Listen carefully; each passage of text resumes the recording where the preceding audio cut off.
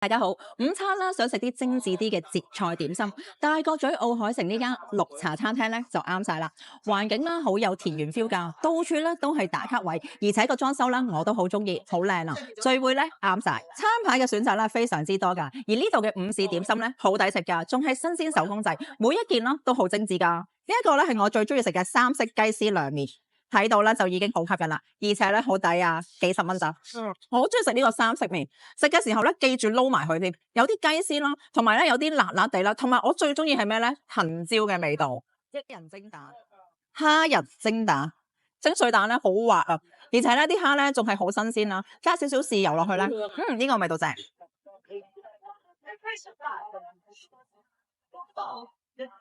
粉絲火蝦咧，佢咧味道咧入晒味，有啲粉絲，我好中意咧呢一個豉油味，同埋咧少少辣，又唔會太辣，而且咧個蝦咧新鮮彈爛，仲係咧好香啊，好惹味啊！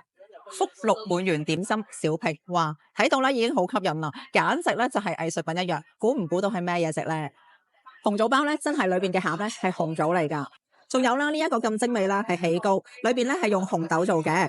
另外啦，呢一個咧就係咧翡翠紅豆糕啦，裏邊咧真係有紅豆噶，而綠色嘅咧就係青蜜汁啦。裏邊呢一個咧係紅豆啦，同埋煙煙韌韌啦，好香嘅青草汁嘅味道啊！呢一個蘋果包係咩咧？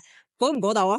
佢真係一個蘋果嚟，好香嘅蘋果味道。呢啲咧全部都係蘋果肉嚟噶，好有心思啊！呢個包咧又唔會太大個啦，啱啱好啊，超好味啊！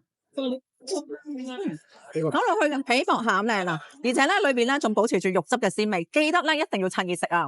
手作黃魚春卷，春卷咧外脆內軟，平時你食嘅春卷咧就用蝦做，呢個春卷咧就用黃魚做，而且裏邊嗰啲魚味咧好鮮甜啊，仲有啲蔬菜喺裏邊，翡翠燒賣，好特別啊！裏邊咧好多蔬菜嘅香味，仲有冬菇啦。青菜啦，菠菜嘅味道，同埋一啲鮮筍添。中意食齋嘅朋友咧，呢一個素菜咧就必食之選啦。